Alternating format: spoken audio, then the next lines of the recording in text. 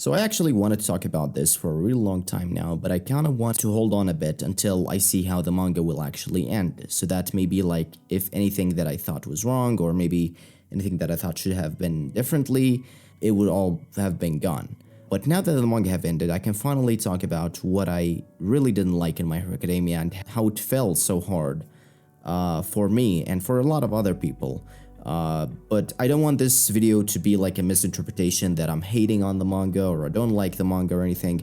I'm a big fan of My Hero Academia, and you guys can see that because I've been working on Primal Might vs. Primal for One for almost 4 years now. A story that you guys wanted so much that I just decided to write a full movie on it, try to make it as canon as possible. So let's talk about all of these things.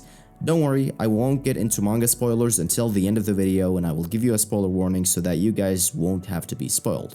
Alright, without further ado, let's get on with it. So a lot of people link the final or the fall of My Hero Academia to the final war arc, but in my opinion, I think the fall of My Hero Academia have been happening way before that. And I'm not just talking about the manga, I'm talking about the anime. Now obviously a lot of people have some issues with the adaptation of the stories and how they basically line them up in terms of like the arcs and the important arcs and the less important arcs.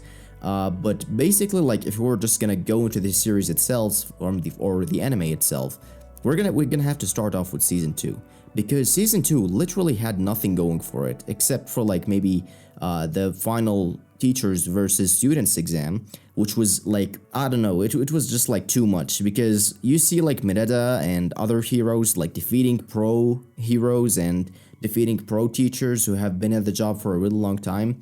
I get it, they're trying to like motivate the students and they're holding back, but I guess like that was the only thing in that season that kind of like maybe like I was like kind of happy about. The League of Villains and the meeting of the new League of Villains was kind of nice when we saw Stain and stuff, but that was basically it. There was nothing like really going on that hooked me up to the series itself. It's actually like season 2 is actually one of my least favorite seasons, because after season 1 and the way that it ended and how it showed how powerful All Might is and how he went beyond his limit and showed his true powerful strength even when he's weakened, we kind of like went to this kind of like, oh, everything is calm now, we don't have to worry about anything. It had some great moments, for example, when All Might found out that All For One is actually still alive, and you know, as I said, the meeting of the League of Villains, the final fight maybe between All Might and Deku and Bakugo and how they kind of like teamed up. That was kind of nice, but other than that, it was kind of like a really slow season for me. And now we go on to season 3, and basically where we kind of like start with the problem. Now at the beginning of season 3, we kind of like have this camp training arc going on, where we basically see Deku and the others training, which I gotta say, a lot of the training arcs in My Hero Academia feels kind of useless. As much as they train, they just keep making the same mistakes, or they're just not strong enough to compete with the villains, which begs the question that the UA is actually pretty terrible. If you know that the villains are so powerful and so strong that you have to make training camps for the heroes and the students multiple times, but they still get their ass beat or they're still not strong enough, then it feels kinda useless. So in season 3, we kinda like get this training arc for all the heroes, which doesn't really affect them that much. I feel like the camp arc had like the only, I guess, plus side to it was the Deku versus Muscular fight, where we basically saw Deku stop being a whiny baby and kind of like stepped up for himself. Now, I do have a problem with Deku in terms of him being the main character, honestly. Not because I hate Deku, it's just because like a lot of times he feels like he's just not getting what he's responsible of, and he's not doing his best. A lot of times you can see that, and I will mention them alongside the video, so bear with that. But aside from the Deku versus Muscular fight, which is honestly one of my favorite fights, because we get to see Deku powering up, defeating Muscular, standing up for a kid, and inspiring him to become a hero, which is really interesting, and I like how the relationship between Kota and the heroes kind of like develops. But at the same time, it kind of like begs the question is that what the hell happened with the power leveling thing?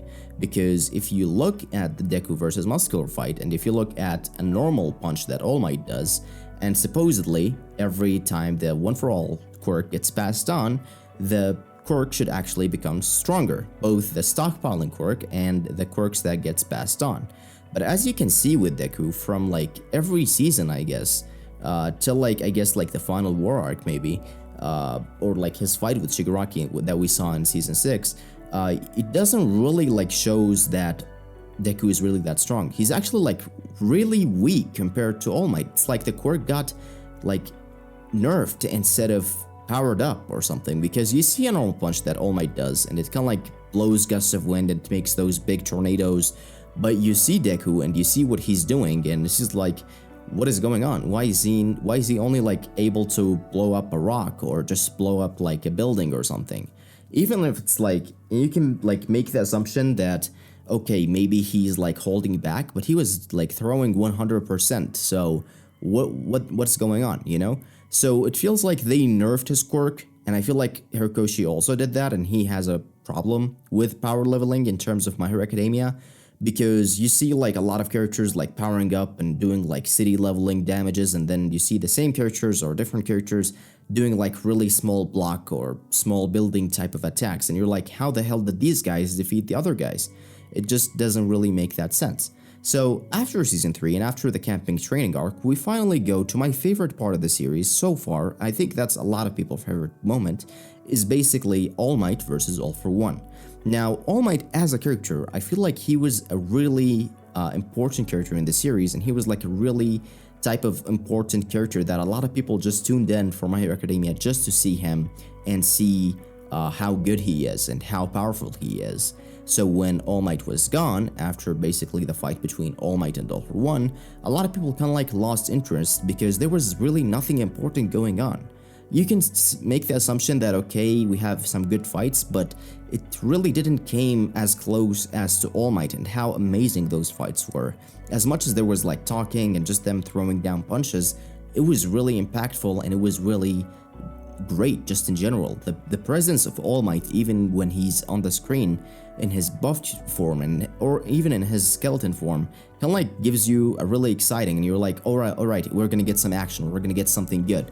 But that doesn't seem to be the case with Deku so far, unless like until like I guess like season 4 where the fight with Overhaul took place. But anyway, going back to the All Might versus All for One fight, we finally get an interesting piece about a fight that happened between All Might and All for One and how they fought before, and he was the only villain that managed to actually hurt All Might to the capacity of him getting weakened and having to pass on One for All to a different user. Now, that fight was really interesting. I really loved it, and that basically what inspired me to do Prime All Might vs. Prime for One. I'll link it down below so you guys can check it out if you want. It's gonna be an 80 minutes movie, 7 parts, so you guys are gonna love it. But anyway, after that fight happened and we see All Might passing down the message to Deku like next or now is your turn, basically, and that was like a really powerful message, and I was like, okay, this is gonna be really good and this is amazing because we're finally gonna get Deku taking responsibility, or seeing him like be like, oh, I have One for All, I have to get this to be the strongest hero right now, even if it costs everything, I have to just focus on that. But then the series kind of like takes a down place. It kind of like cools down by a lot, and you can see that. You can see like the students and basically the teachers being like, okay, so here's your new dorms. You guys shouldn't have saved Bakugo and stuff, and they're just like, you know, getting like minus points for that, which I gotta say was kind of dumb actually. Like, I get it, they're trying to protect the students, but at the same time, there was like, if they didn't do that, then All Might would have kept like holding back until he ran out of his buff form and he had to fight with his skeleton form, which he would have gotten bodied by it. So that was also like a big thing. But also like from the hero society and how the heroes and the villains and everyone reacted to that was kind of disappointing, because you see this hero who have been protecting the peace for over 20 years in his life, and he has become the #1 hero in Japan, and the strongest hero, I guess, in the world, technically, after what we saw with Star and Stripe and the others, which I will get to, by the way, because she was a waste of a character. I feel like Horikoshi wasted that character so much, it hurted me, because she was pretty cool. Anyway, and to him, like, finally getting retired and, you know, being like, okay, I've used everything, I'm done, and everyone reacting to it was kind of disappointing and really felt like they didn't grasp the situation. And that's also like another problem with the series, is that a lot of times you don't see the heroes or, the students kind of like grasping the situation that they are in. Like, oh, All Might is gone now. We might actually like be in a pretty big danger right now, since the symbol of peace in Japan, and I guess the symbol of peace in the world, if you want to take it to a bigger scale, is now gone, and we really don't have anyone to replace him or someone to match him, And we can see that throughout the series and in the manga. No one like came close to All Might, even in the past, even in the present. And I will get to the final war arc, by the way. But that was basically like a really kind of like disappointing thing for me. Like, you see Endeavor and you see like how he's kind of like adapting to that, and how he wants to be a better version of himself and be the #1 hero now that All Might have stepped down.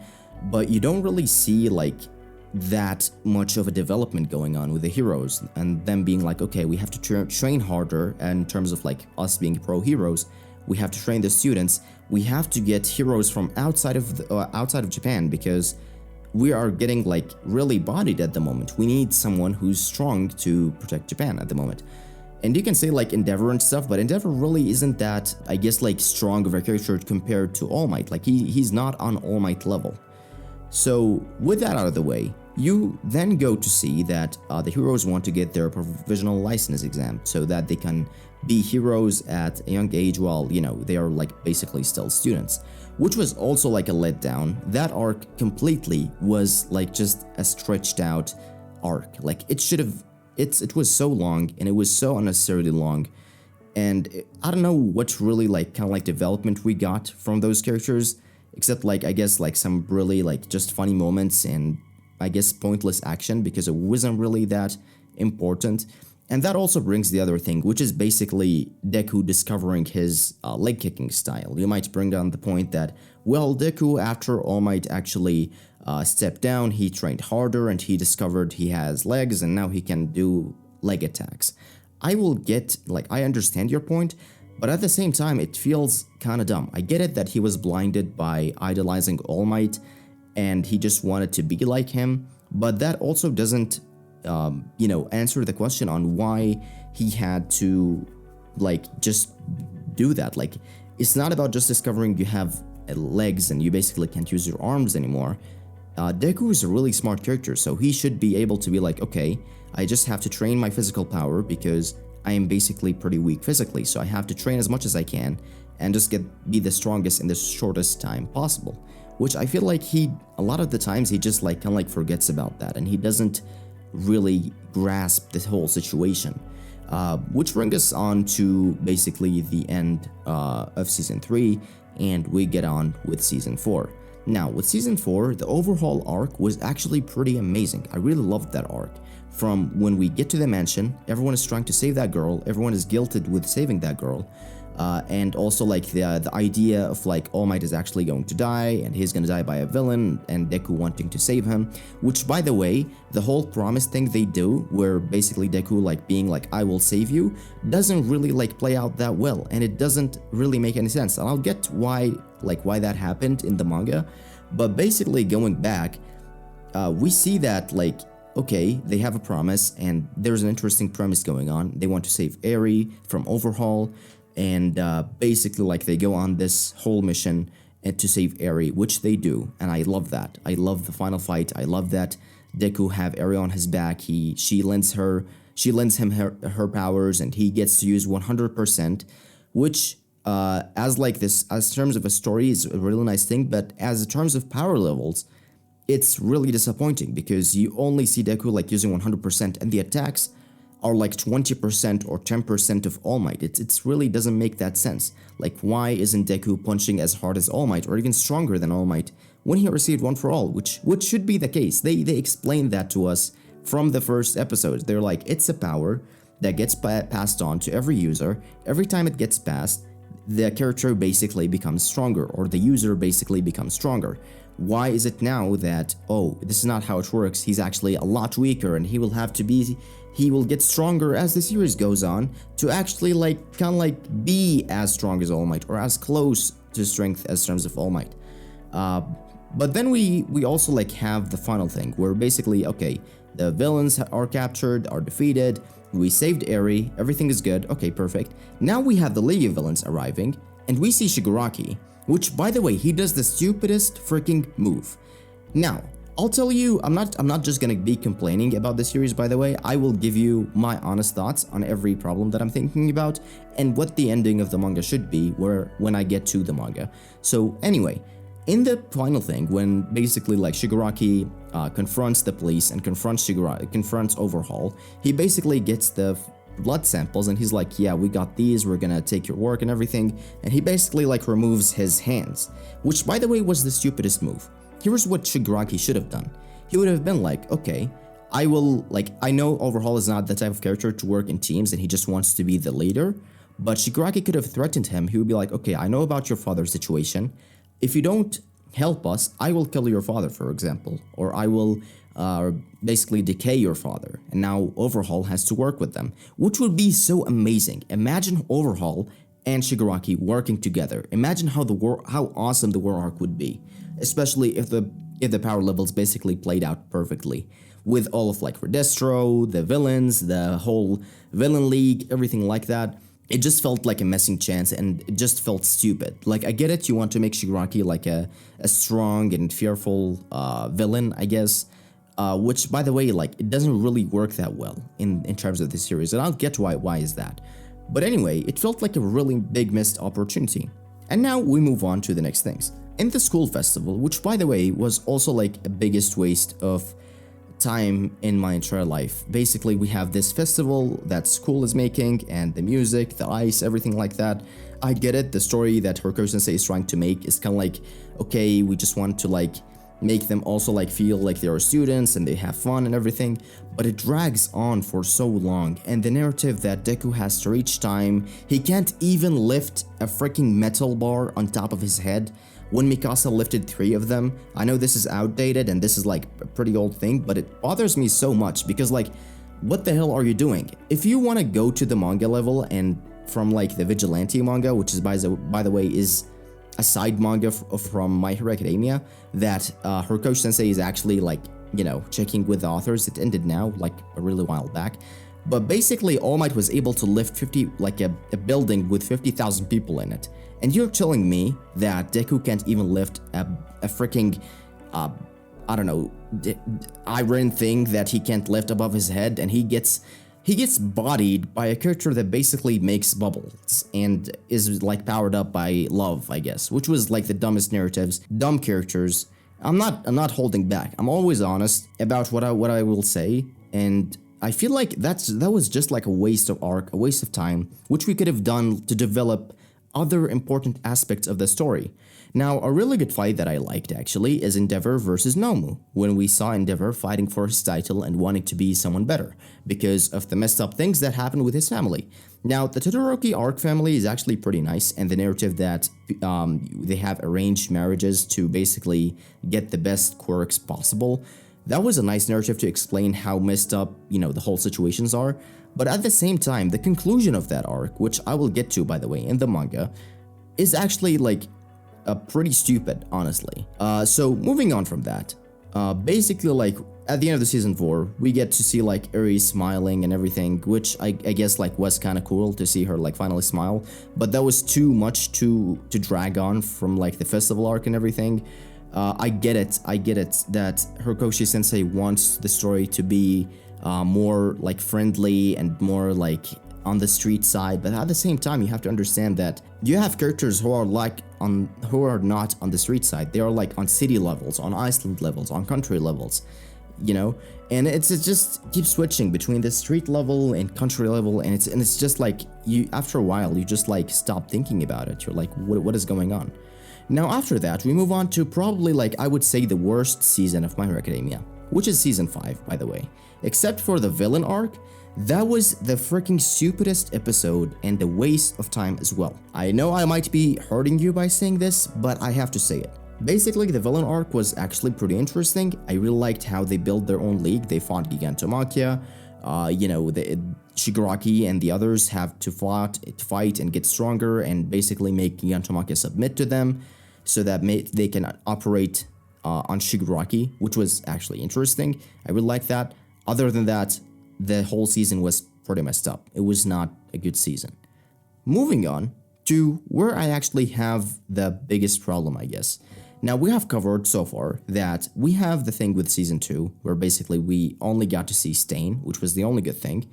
And then we got to see the fight between All Might and Bakugo and Deku, which was nice. Other than that, it was not a very good season. Season 3, we had Deku versus Muscular, and All Might versus All for One. Other than that, the season was pretty shitty. On season 4, we have Deku versus Overhaul, and basically nothing else, I guess, except for the Endeavor versus Nomu arc, fight, which was good. Other than that, the season is also very bad. Season 5 was the worst except for the villain arc. Moving on to season 6, which is basically where the whole thing starts growing on me. Basically, I know that a lot of people have also dropped My Hero Academia, or felt that they have lost the connection with My Hero Academia because it's just going nowhere. Technically, you have them wasting movies, which by the way I'll get to right now before we get to the final arc. We have the first movie, which was actually kind of nice, that we have a device that can restore All Might formal strength, which was actually a pretty interesting narrative and could have been used back in the final arc, and I'll explain to you why. We have Dave, who's like Tony Stark of My Hero Academia. He's like the smartest person. He even had the same beard as Tony Stark. We have him, and he created a device to make All Might quirk basically back to its glory.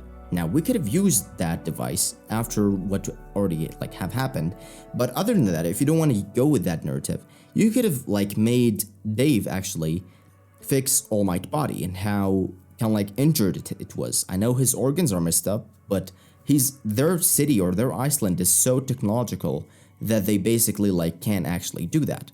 So that was also something that I feel was a waste of time.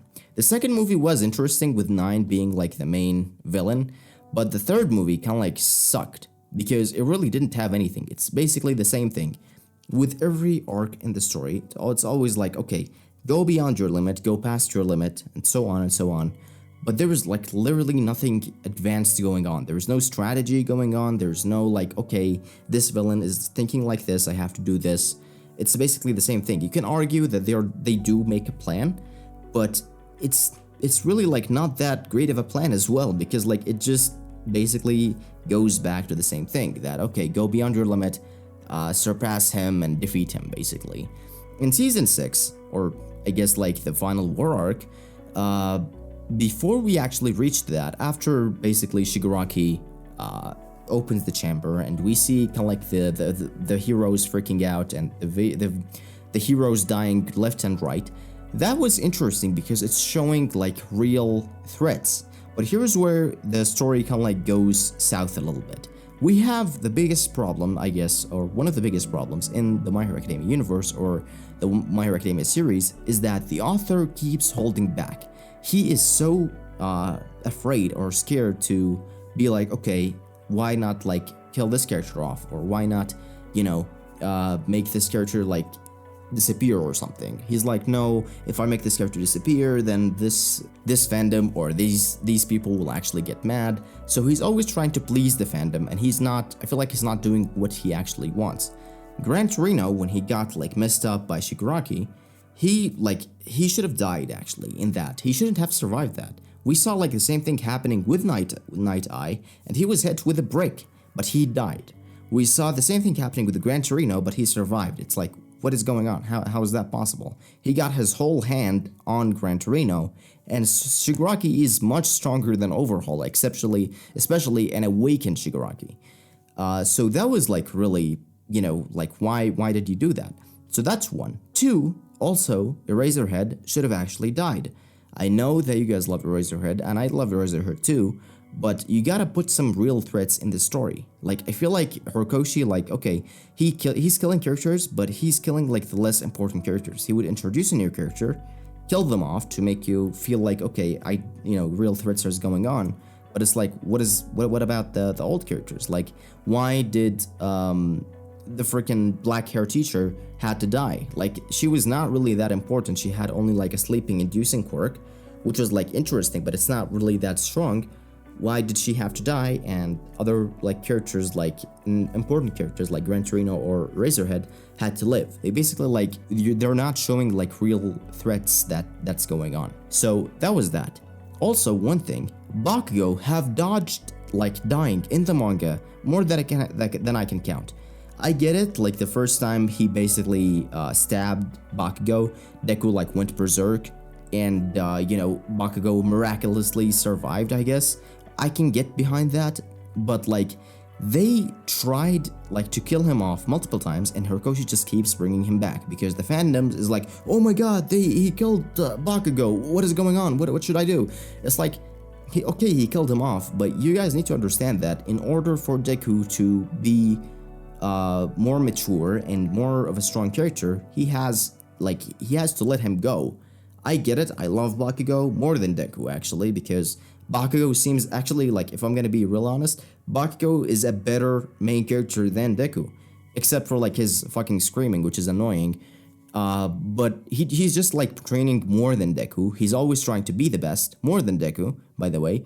Deku doesn't try to be the best until like he gets like the power from All Might. He basically doesn't try anything. He doesn't try to work out. He doesn't try to get stronger. He doesn't try anything. He basically just like, I try to jump off, I try to do this, try to do that. Dumb stuff to discover his quirk, but nothing actually to change himself. And after basically like All Might tells him like, you can't be a hero, he just kind of like gives up. Except like for when the villain threat shows up. But that's basically like, I guess like one of my first problems when Shigaraki actually wakes up. The second problem is Deku's villain arc, or Deku's dark arc, where basically we finally see Deku maturing and realizing, okay, I have this responsibility, I have to do this myself. What's really interesting is that arc lasted for like 2 or 3 chapters, which was really like a missed opportunity. I don't know how you could have messed up on that so hard, that you basically like have this amazing storytelling of Deku defeating multiple villains, he's saving civilians, even if he's like looking dark and he's not very happy, but it was so short. It didn't explain anything, it didn't do anything, it didn't change anything to the story. It literally didn't change anything. Think about it. There's nothing really that have been changed from that arc. You can remove that arc and nothing would really change this story. So here's what happens. After he becomes alone, and he's like, okay, I have to fight this thing alone on myself, I have to beat All For One by myself, he basically stays alone. We don't see him like sleeping in like, I guess like abandoned buildings and having his danger sense and Black Whip activated just like to sense villains. We could have seen that. We could have seen like an amazing fight like that, and him capturing the villains outside and like waking up and like, kind of like defeating them and capturing them and then moving on to other places. But then Horikoshi decides like, oh, we can't really have that. Let's bring Class 1A and make them basically bring Deku back. And how do they do that, they might ask? They basically like talk to Endeavor, they get the phone from Endeavor, and they basically go to confront Deku. Now that's not where my problem is. My problem is when actually they confront Deku and they're like, okay, let's defeat him or let's capture him, they actually capture him. This is not how it should have happened. Deku is like have all of his quirks unlocked right now, so he should be able to defeat all of them. You have the character who have the power of All Might on his side, by the way, and we're still not seeing like his power through anything. I guess like the only moment where I was like, okay, maybe that punch was close, I guess a little bit close to All Might's punch, was when he basically did the Texas Smash in the anime. That was an interesting punch, that was on a wide scale and was actually interesting. Other than that, his attacks seemed like really weak, even probably weaker than Bakugo's attack. There was really no showing of like, okay, this character is basically as strong as All Might. His punch is as strong as All Might. And basically like they capture him and they bring him back and they're like, okay, we'll defeat them together, we'll make a plan, which really was like a waste of just time. I'm telling you, remove that arc, exactly, just pick it and remove it from the whole story. It wouldn't change a thing. Nothing would have changed. Except for like maybe Bakugo like apologizing to Deku, which was like not in the right time. They could have done that at the end of the war arc, by the way. Nothing would have changed because they seem to work together fine. There is nothing really going on. Their pace seems to be great from season 2 and on. And they don't seem to be like really having any issues except for like how Bakugo is treating Deku in normal days. But anyway, he decides to just play it safe and save Deku, basically, which really like doesn't go anywhere and really sucked, honestly, for that arc. What should have happened, in my opinion, that he should have like went with faced all of them, defeated all of them, and was like, I'm doing this alone, or don't follow me, or something like that. And the dark arc, that Dark Deku could have went on for much longer and much interesting pace, where he had to actually like confront villains, for example. Another thing that could have been really interesting is that if he actually squared off with All For One while Shigaraki was getting healed. Like Shigaraki is getting healed, Deku actually confronts All For One with the Nomu beside him, by the way. Which, think about it for a second, how interesting that would have been instead of the miserable thing that we got in the final war arc. He confronts him, he defeats All For One, maybe even killing All For One, killing all the Nomus, and now he just have to face off with Shigaraki. And he's like getting ready for it. And when that happens, they maybe all like come together because like Deku just like gets cornered by like a lot of villains, and the heroes basically just like come together and they all invade him. Like they basically use Deku as the bait, like with the traitor thing that they did, but in actually a much better way. After he defeats All For One, he now has to fight against Shigaraki, which would have been really interesting. Because think about it, you have a character whose power is as strong as All Might, if not even stronger, but yet you don't show that in the anime. You don't show that all Deku's punch is actually stronger than All Might. Even in the tournament arc with Todoroki, you don't show that. One punch, 100% punch from All Might would have blown Todoroki to smithereens. He would have like got blown out of the stadium. That's how powerful it is usually. If you look in the anime, if you look in everything, that's basically how strong he is. And we're talking about a not injured Deku, by the way. But anyway, going back to the arc, instead of like doing that and make Deku actually look cool for the first time because he got like the first chance to do that, he actually makes him lame, he brings him back, and the students are like, don't worry, we'll save him. And then we have this whole freaking, I guess, pointless interaction with the civilians and Deku, and they're like, oh, All For One is gonna come and kill us because Deku is here, which is really freaking pointless. And we have this pointless talk with Uraraka, which, by the way, she doesn't really contribute to the series a lot, beside probably like the Toga storyline, which I guess is kind of interesting. It's not bad by any means, by the way, but it felt like a really pointless thing to do. Like, bring him back, make him, you know, go back, and also like just guilt tripping him basically, when it could have been in a much cooler way. Imagine this once again. Deku basically defeats Class 1A, or just flies away, let's say not defeat them, you know, if you guys don't want to like be hurt, I guess. Not defeating them, he just flies away, and he's like, don't follow me. He then, after he like defeats villain, and he keeps getting on stronger and stronger and stronger, he basically find out where All For One location is really at. He find All For One in a cave. He's basically surrounded by Nomus, and he's alone because like Deku took all the side villains like out silently, or he got like a plan or something, because he's actually a pretty smart character that we actually don't seem to see in the series. We just kept like getting fed that, okay, he's actually smart, but you don't actually see it like that much in the series. But basically, like, he confronts All For One and the Nomus. He basically defeats All For One, or kills All For One, you know. And basically, we see all of Class 1A, all the heroes just popping up because like Shigaraki has now arrived with the villains. And we see this awesome confrontation where they basically just shocked that Deku actually killed All For One. But it would be really interesting, and it would be just like a huge character development for Deku, because he did the thing that his master failed to do. And he's now gonna fight Shigaraki. Because with all of what the story is going on, I don't think like Shigaraki is a redeemable villain after what he did. That's also a problem that Hirkoshi Sensei failed to do. Basically, he tries to redeem every character, every villain, make them, oh, they're just good, they're just misunderstood, they're just, you know, really good people, if you think about it. Which is not how that would work in like a society like that. There's just characters who are just down bad, they're not good. You just have to accept that. But he's like, no, this guy is redeemable, this guy is redeemable, this guy is redeemable. He even tried to make All For One redeemable at some point, which I'm gonna get to, by the way. But imagine like how how good that would have been. But let's say like, okay, this is not what we're getting at. this is not where we're going with the story, you know? So we're just gonna have to, you know, move on with what we got, basically.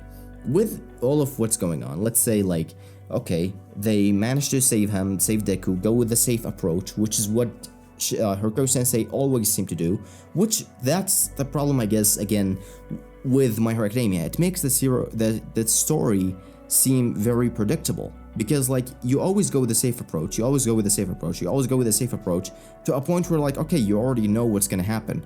When I was reading the war arc, I already predicted what's gonna happen multiple times on this channel. You guys know that I do breakdowns on my channel for every chapter from like 2 years ago or something. Every time that I was doing a breakdown, like 80% of the time, it always came true, because like this is what he decided to do. And I'm not blaming him. I don't hate the manga, I don't hate the story, I don't hate the author. I'm just thinking like what could have been better, I guess, for the story from my approach. And you can do your approach too. It's just, you know, my way, I guess. But anyway, since we decide to go with that approach and with what we want right now, let's say like, okay, we have this as our storyline. The villains basically gets cornered, and we basically have the heroes and the villains coming all together, which brings us together to the traitor arc. Who's the UA traitor, who's been, I guess, like failing and talking about the UA and who has been failing them. Basically, the fucking laser guy, who's like pretty useless, which I gotta say, a lot of My Hero Academia characters in Class 1A are pretty useless. I'm not saying like the way that they are designed or the way that characters work is useless, but the way that they use their quirks is actually pretty useless. You don't see that really like, okay, they are making actually like a real change to the world, except like when the story actually needs it. But if it was like in a real situation with the real power levels that we were, you know, showed in the anime, things would have been different. But anyway, let's just go with what we got. Basically, we have our battle settled up with Shigaraki versus Deku and Bakugo and the others, and we have Endeavor versus All for One, which seems like a really interesting match. But here's when things get really messed up. I don't know how far in the anime we are. I haven't watched the final war arc yet, but I'll just give a spoiler warning in case like you guys haven't watched season 7 or haven't like started that, so I'll just give you like a brief spoiler warning. But yeah, let's get on with it. So we basically have Deku versus Shigaraki, or Deku versus Bakugo, Deku and Bakugo versus Shigaraki, and we basically see that Shigaraki actually manages to kill Bakugo, a fully healthy Bakugo. He just kills him off, you know? So that was really interesting. Bakugo should have died right there. I'll tell you why, because the next thing that happens doesn't really make sense. We have the fucking ninja guy coming in and doing a heart surgery on him. Okay, you might put the assumption that, okay, he might actually stay alive, because Horikoshi did that immediately. The fandom went to fire, everyone freaked out, everyone didn't like what was going on, so Horikoshi just decided, oh, let's actually bring him back, I don't want to take risks. That seemed like the worst thing in the manga. He's like the opposite of Gege from Jujutsu Kaisen. Jujutsu Kaisen is like, I don't care, I'll kill any character that I want. These are my characters, this is my story, I don't care. No one gets a happy ending. Horikoshi, on the other hand, is like, no, I care about my fandom, I don't want this character to die, I don't want this character to die. I'm not telling you like, oh, he shouldn't listen to the fandom at all, but you should like make a fine line where we basically like, okay, this character doesn't need to actually like be killed, this character actually needs to be killed for the story to advance. Because if you think about it, imagine if Bakugo is dead, Deku would then have to push himself even further to defeat Shigaraki. Which, by the way, Deku was so pathetic in that war arc, and let me tell you why. He basically gets like reported into some reportaled to a different area, to Toga and Oraka and the others, but basically like when they arrive there, Deku is like struggling with Nomus and Toga, when he should have been like bodying all of them. Bro, you have one for all on your side. You can basically use more than 40% of your power easily. Even like, I'd say like 60 to 70, maybe 100% even at this point. I don't know how the fucking power level worked, because they never even bothered to explain how strong he have mastered from one for all in terms of raw power strength. But he could have bodied all of them in like 2 seconds and basically got on with it. The reason why I'm saying that, because Prime All Might, Prime All Might, by the way, the previous user, who didn't even have as much power as Deku did, basically traveled to Osaka, defeated all the villains, and basically defeated like a dozen villains, almost like 300 or 200 villains, in 3 seconds. And he was like going from a nap, by the way. He was operating for like 70 hours. He got back and he defeated all those villains and he just went out, you know? So why couldn't Deku have done that as well? Like, you basically have mastered One for All. You're strong enough to do that. You have other quirks as well. You could have done that, but instead he just sticks around, talks with Toga, pointless, pointless, pointless. Nothing really comes out of it. Because the character Toga actually dies at the end. She's like, I guess like saves Oraka at some point. But that was him like going to Deku was actually pretty useless. I think where he should have gone, he should have went to where All for One and Endeavor are. The reason why I'm saying that, because we never actually got to see Deku versus All for One, which would have been a really interesting match. All for One bodies Endeavor, bodies the students, which obviously doesn't happen in the manga. What happens is, All for One gets bodied by Endeavor and the Class 1A students, which doesn't make any sense. I don't care how much training they had, they just can't defeat All for One. And you're talking about a character who have new quirks. He basically like got nursed back to his like, I guess, previous health, to like when he fought All Might, I guess, and he's like stronger right now. But then like you just having him defeated by Class 1A and the others, and it was just like pointless, pretty pointless. Horikoshi also likes to nerf characters, by the way, which is not something I really like. But anyway, Deku then flies after he talks for like 3-4 chapters with Aurora and Toga and the others. He just flies to where Shigaraki and the others are, and he can't even reach where they are. He's like going like with his float quirk and the other thing, and he can't even reach it. He's not fast enough. Bro, All Might traveled from Tokyo to Osaka and defeated villains in 3 seconds. How are you not able to do that same feat?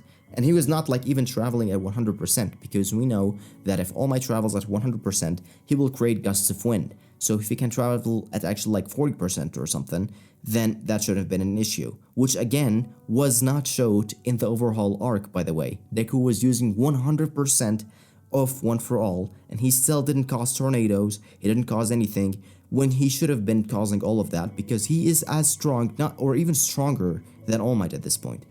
But anyway, Deku fails to travel like there by himself, so they have jet planes who travel like slower than Deku actually travels, or All Might actually travels, bring him to where Shigaraki and the others are, which was also pretty useless. We then get to see the fight between Deku and Shigaraki. The first thing was actually pretty interesting, how he did the Detroit Smash, how he was multiplying his power, and he was like punching Shigaraki, when the fact that power with like the power leveling currently with My Hero Academia, that punch should have sent Shigaraki through fucking Mars. I'm not even joking, because that's just like how strong it should have been. And you're talking about a powerful 100% that's getting enhanced multiple times. He should have just went to the stratosphere by that point. But yeah, anyway, cornering Shigaraki, and then you have the most out of place and basically like bullshit plot, where basically we have Shigaraki quirks hold on, or basically like stopped, and then he pulls like freaking hands out of his body, and then he's like, okay, I'm just good now, I guess. Which doesn't really go anywhere, doesn't really make any sense.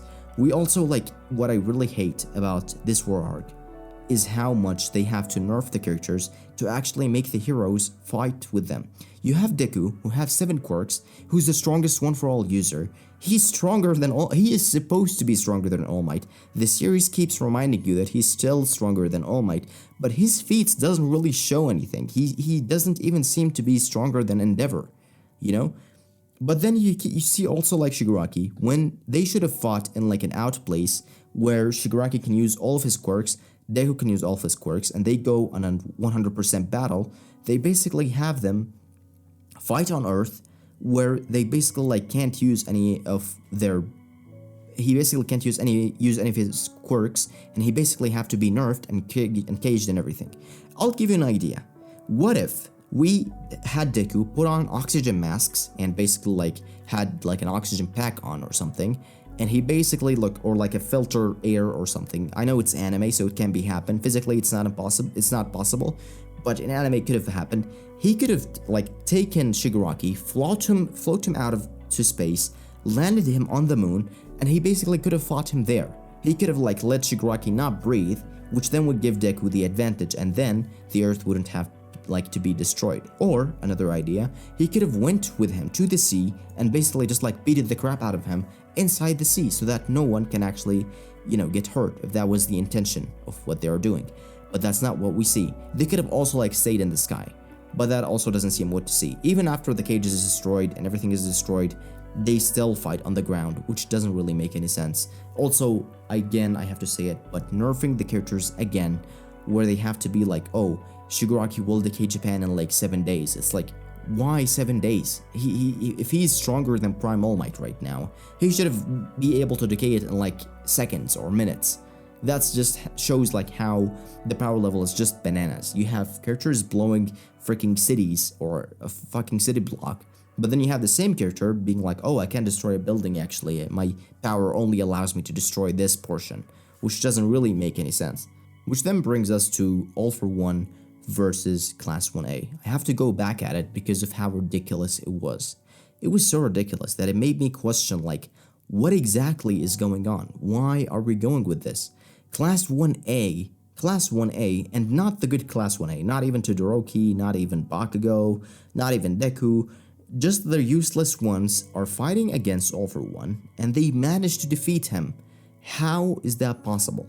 Anyway, we get to see him using the fucking Eri quirk so he can regenerate back in time, which seems kind of like an interesting idea, like he has to fuse with Shigaraki to do that.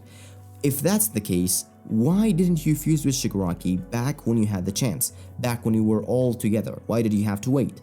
That doesn't seem to make any sense, does it? They could have like fused together, and then Deku could have fought All for One and Shigaraki at the same time, and that would have also like been fine with me, because you would see like character switches. You would see Deku fighting with Shigaraki, then you would see Deku fighting with All for One, but that doesn't seem to also be the case. But anyway, moving on, you see Class 1A defeating All for One when it shouldn't have been possible at all.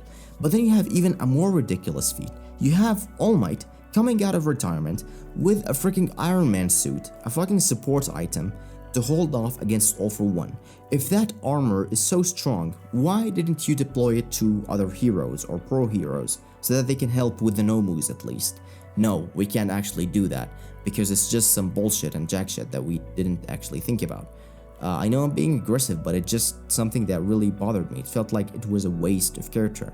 If you want All Might to actually come back, why not actually bring Dave from the first movie, make him help All Might, nurse him back to health, to his like hybrid form, I guess, not even his fully buffed form, kind of like in between, and he basically like have to also heal. Same with Shigaraki. He gets into a machine, he have to get healed, he gets back to health, he gets like, I guess like half back to his health, to his strength health, which is, by the way, he's like as strong as the USJ Nomu in terms of physical strength, not even quirk. So that's also good, that have been helped so much. And then you put on the armor. That would have been much more convincing and much more better than what we could have ever got. But no, we can't also have that. We just have to have him as skinny and make All Might fight as a skinny person, which I didn't really mind, but it didn't really make any sense. You could have had All Might and basically a couple of other heroes fighting against All for One. That would have also been better. But I guess we're just too busy because we want to cram the story and just make it as safe as possible. All Might, in that fight, I love All Might with all my heart. I don't want him to die, you guys know that. But he should have died in that fight. He shouldn't have won against All for One. But why doesn't that happen? Because Bakugo, out of nowhere, comes up and basically have to fight against All for One, which also doesn't make any sense. Bakugo have been fucking bodied. He had a heart transplant. He should have died like 3-4 times, but instead he's fighting the strongest villain in the century after Shigaraki, basically, if you want to go with the manga logic. But instead he actually manages to defeat him. He doesn't seem to have any problems with defeating him, and he's like, oh yeah, I'm strongest, I just fought All for One and won. what is going on? What is that? And then they have like, oh, I mixed my sweat with rain, and then I freaking defeated All for One. Like that also doesn't make any sense. It feels like they're just trying to make the characters into something they are not. Like Bakugo in no way, shape, or form can defeat All for One. Not let alone be alive. Bakugo should have died in that moment. And then All for One should have arrived, mixed with Shigaraki, and then he would have been the ultimate villain. Deku would then, like, with the grief of All Might dying and Bakugo dying, would have had to go all out on All for One and basically defeat him. That would have been fine. That would have been really great. That would have kind of like redeemed the qualities of Deku. But anyway, you have also the Todoroki family situation that was going on, where they basically be like, okay, we will just save Dabi. Dabi is also not a redeemable character. He have killed dozens of innocent people. Even if he was manipulated by his father, he is now a villain. That he should not be alive. Yet they go on this family hug. Somehow they don't die from their burns, which also doesn't make sense.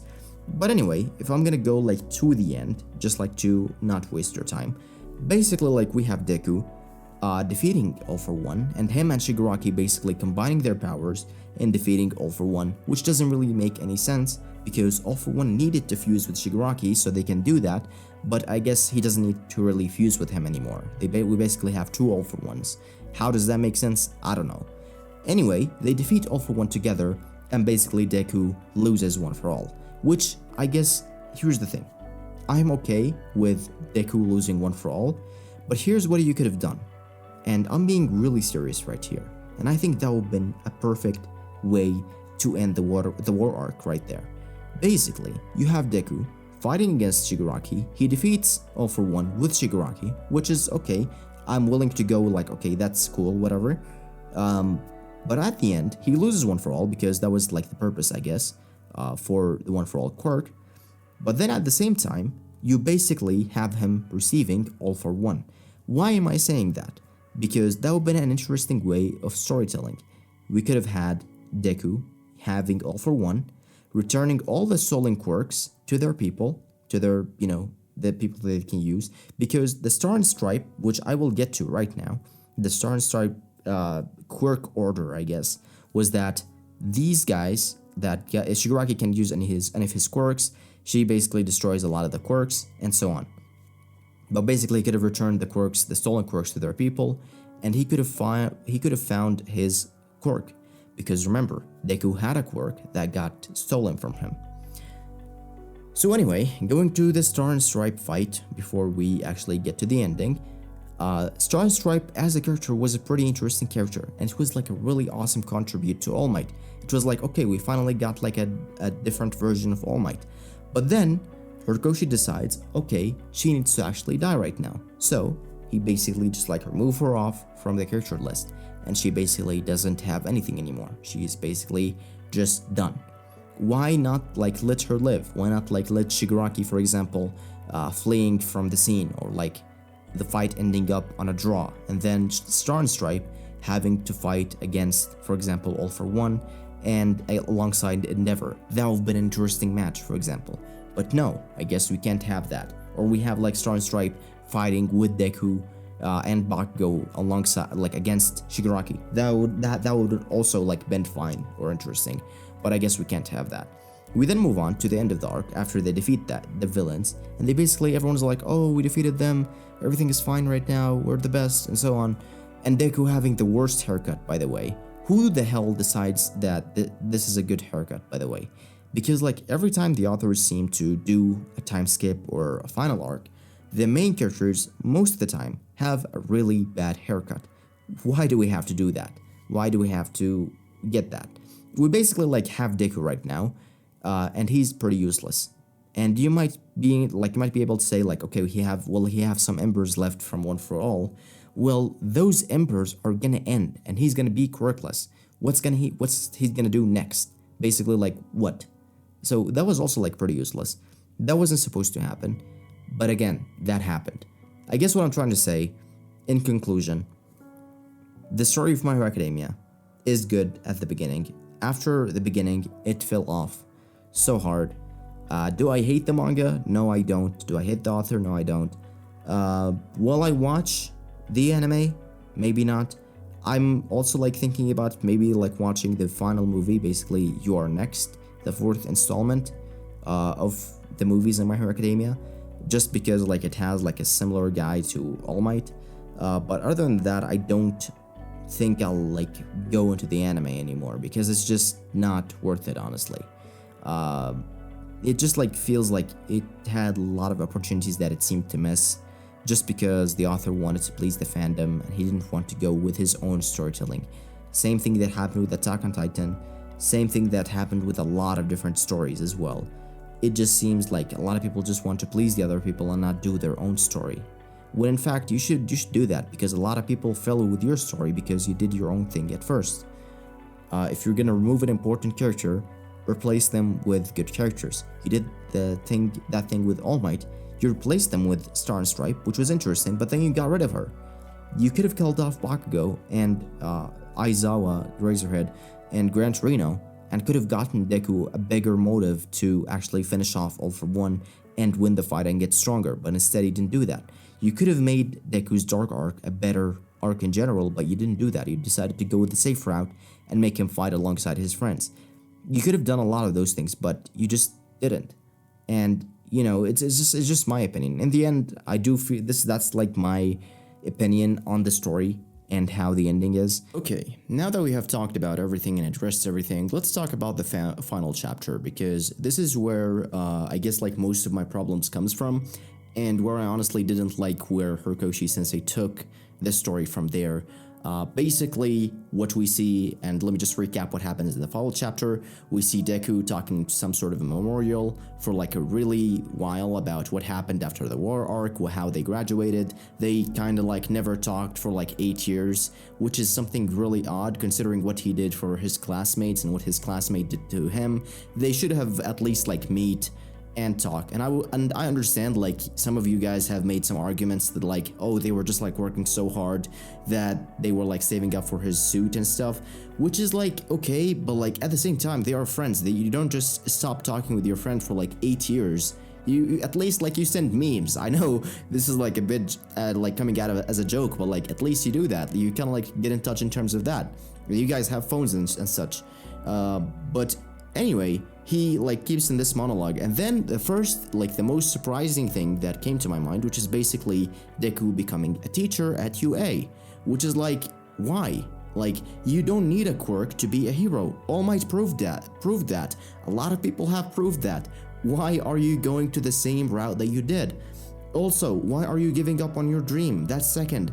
It's just like there's a lot of things that didn't make sense. He could have like become a teacher and at the same time like worked as a side gig hero with like some pro items, or like at least like operated as like some sort of a hero with no quirk, because he still have a physical strength, because you're talking about one for all quirk being a stockpiling quirk which stores all the power, and you're talking also about a quirk that passes on, you know? So it's something interesting because like, okay, he did pass on his quirk, but also like at least he should still have like some power left in him. I'm not talking like about just like quirk power. I'm talking about like about physical power. He should at least help with that.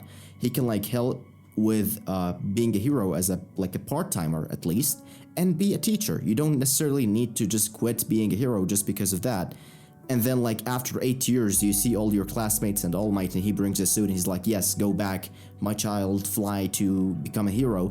That just doesn't make sense at all, because like he's been 8 years not active at all of being a hero. Maybe just helping the old ladies cross the street. No offense, by the way, but just, you know, it's just something really crazy to me, is that like why out of nowhere we just have to go with that route. You could have like gone with a different route, and I'll tell you mine, but let me go on with the recapping of the chapter. We see the heroes kind of like operating on like, you know, saving civilians and so on. Very safe direction. I would compare the My Hero Academia ending honestly to the Tokyo Revengers ending.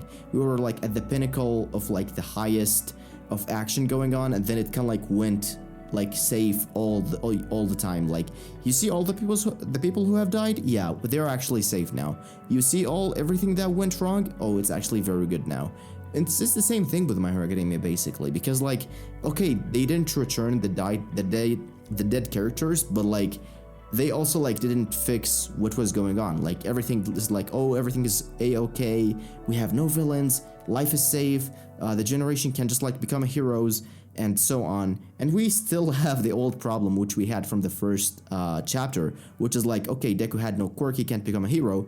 Okay, now he doesn't have a really good quirk, the sharp blade guy, so he can't be a quirk, you only need the best guys. So he didn't fix that as well.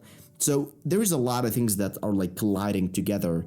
And also the biggest fail, I guess, from My Hero Academia, we still don't know who the fuck is Deku's dad. Who is he?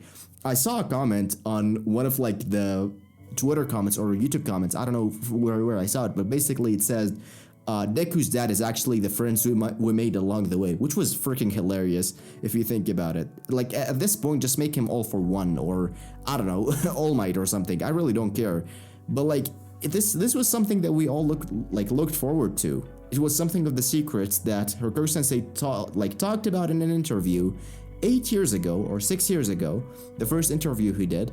He was like, okay, this is one of the things that we're actually going to reveal at the end of the manga alongside the UA Trader and so on. Which, by the way, the UA Trader was honestly a letdown, if I'm going to be honest. But anyway, moving back, this is how the story ends. Basically, 8 years later, Deku not doing any hero work, he's just going to class, being a teacher, and he still have the kid face, by the way, after 8 years. Same with all the characters, they just have different haircuts. But at least, thank God, he got rid of that freaking weird-ass haircut that he had after the war arc. He basically like went back. He's now basically as a teacher. And then like All Might comes from the airport out of nowhere after 8 years. He's still looking like a Giga Chad, by the way, even if he's old. And then he's like, yeah, there you go back to heroic work. I know you haven't been active for like 8 years, but yeah, just go straight to it. And then all of the pro heroes, just like from everywhere or like around Japan, comes in and they want to save this freaking thing that happened. So it really didn't make sense to me. I know, I'm not trying to like say like the story is bad by any means, because Horikoshi has been working on the story for 10 years, as I've said.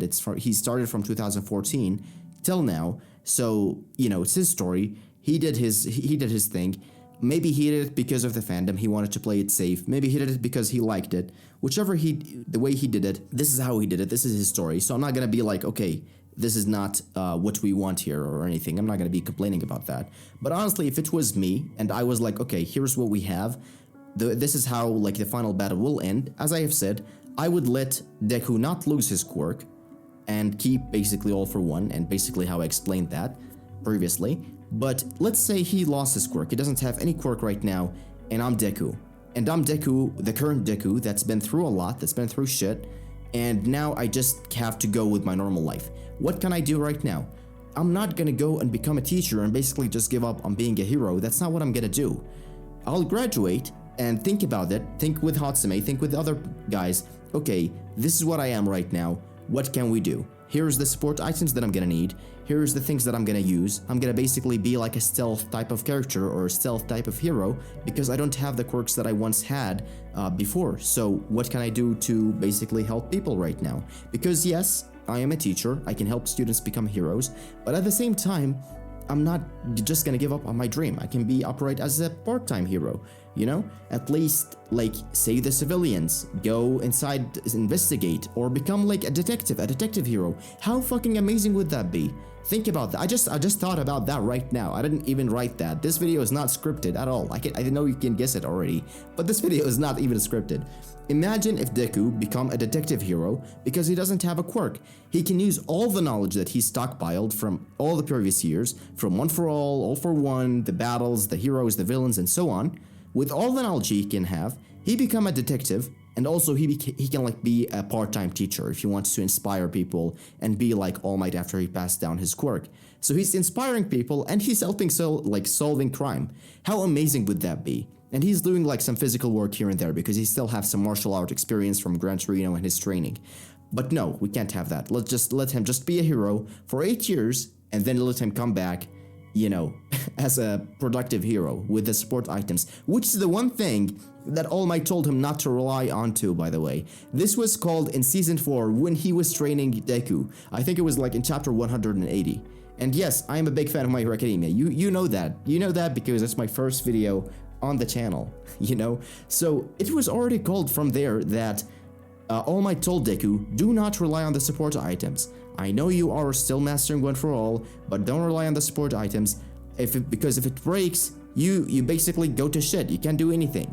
So this is the one thing that All Might told Deku, yet he gave him the same thing that he told him not to go with, you know? But if it was like, okay, here's a support item that can help you with your, you know, hero work, but at the same time, you're still working as like a detective or like a hero. I'm not saying, by the way, my ending is better. I'm not a freaking story writer, but at least that's what I think about when I think from Deku's perspective or from like the character's perspective. That's how I would do it, because he's not the type of guy to give up, especially after All Might told him you can be a hero. He just says, fuck all of that, I'm gonna be a teacher. And it's like, why, you know? So it's a good send-off to all the characters, you know, showing All Might is alive as everyone wanted him to be, showing that Bakugo is safe, thank God. He died like 4 times. Send him to go to the fucking Dragon Ball universe at this point, because he will not die at all. And then he comes back, no threats is like really going on, you know? And it's a cool send-off. Okay, this is the story of how we'll continue to reach out, or we'll become heroes, and so on. So at the end, I don't like the ending, honestly. I do not hate My Hero Academia. The ending is kind of emotional, yes. It's a cool send-off to the characters, but it doesn't really line with the story. Or at least it's really rushed, because we skip 8 freaking years in 1 chapter. And it's like, yeah, here we go, you know? So it's just something that I'm not really, like, I wouldn't go with that direction. I saw a lot of people also on Twitter not agreeing with that. Some people love that ending. I don't have anything against you. Obviously, everyone have his different opinion. At the end, what I'm trying to say is, I wouldn't go with that route. And I think a lot of My Hero Academia's aspects, it's a very good story. I love that story. I've been reading it for like 8 years at this point. I love that story, don't get me wrong, but there's a lot of aspects in that story which is like, why would you go with that? Why would you do that? But I guess like he wants to keep it as, I guess like as safe level as possible. Yes, he does some risks, as I said, but he does it in very unnecessary ways, like killing off side characters or characters we have got introduced to in Yuli, like Shield Heroes, Star and Stripes, which she shouldn't have died in that moment. She'd have been so amazing. Overhaul, he shouldn't have lost his arms. He should have joined Shigaraki because Shigaraki threatened to kill his father or like do something to him. I know it's just, you know, this is just my perspective, I guess, from that ending and that story. But I guess that's all I have to say. I hope you guys have enjoyed this video. If you have any different thoughts or you think, you know, I'm wrong about something, please let me know down in the comments. If someone says something that you don't like in the comments, or I say something you don't like in the video, tell me about it, tell me what you don't think, and let's talk about it, you know? I'm all down for thoughts and thinking and everything. Thank you guys so much for watching. I hope you enjoyed that video. And feel free to check out Prime All Might vs. Prime All for One, the movie that I have been working on for 4 years, me and my amazing team of fan animators and composers and everyone. We're so excited to show you what we got in part 4. It's coming out, I promise you. We're just finishing up the animation, making sure it comes out as crisp and as best as possible. In terms of the voice acting, I'm going all out on this. I will release a dub as well. I want to find the best voice actors as well for the English dub and make it more refined in terms of everything. And yeah, just wait for part 4. It's gonna be amazing and you guys are gonna love it. Can't wait to show it to you guys. I'll link down below part 1 to part 3 so you can check it out. But yeah, that's all I've got. Thank you guys so much for watching. I have been the Manga Viewer, and I'll see you all next time.